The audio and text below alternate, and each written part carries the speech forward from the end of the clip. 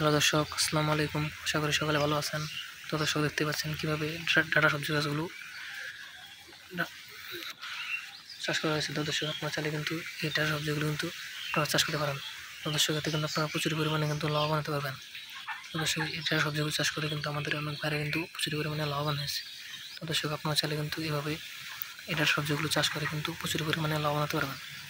তো দর্শক, পাশাপাশি কিন্তু আপনারা এই ডাটা সবজিগুলো কিন্তু বাজারে নিয়ে বিক্রি করতে পারবেন এবং পাশাপাশি কিন্তু আপনার নিজেরাও ডাটা সবজিগুলো কিন্তু খেতে পারবেন।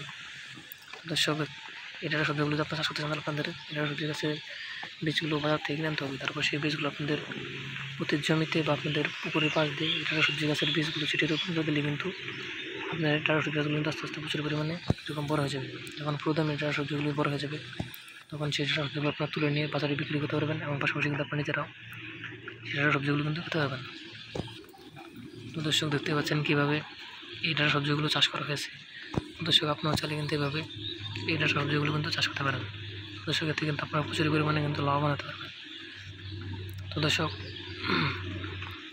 এই ডাটা সবজিগুলো চাষ করে কিন্তু আমাদের অনেক বাইরে কিন্তু প্রচুর পরিমাণে লাভবান হয়েছে। দর্শক, আপনারা চাইলে কিন্তু এই ডাটা সবজিগুলো চাষ করে কিন্তু প্রচুর পরিমাণে লাভবান হতে পারবেন। পাশাপাশি কিন্তু আপনি নিজেরাও এই ডাটা সবজিগুলো কিন্তু খেতে পারবেন। তো দর্শক, এই ডাটা সবজিগুলো আপনার চাষ করতে হবে, আপনাদের এই ডাটা সবজি গাছের বীজগুলো তার থেকে কিনে আনতে হবে। তারপর সেই বীজগুলো আপনাদের প্রতি জমিতে বা আপনাদের পুকুরে পাট দিয়ে ছিটিয়ে রোপণ করে দিলে কিন্তু আপনাদের ডাটা সবজিগুলো কিন্তু আস্তে আস্তে প্রচুর পরিমাণে বড় হয়ে যাবে।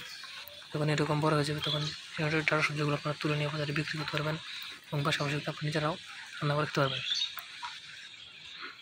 তো দর্শক, আমাদের ভিডিওটি যদি আপনাদের একটু ভালো লেগে থাকে, তাহলে অবশ্যই চ্যানেলটি সাবস্ক্রাইব করে দেবেন এবং ভিডিওতে একটি লাইক করে দেবেন। ধন্যবাদ, সকল ভালো থাকবেন। আসসালামু আলাইকুম।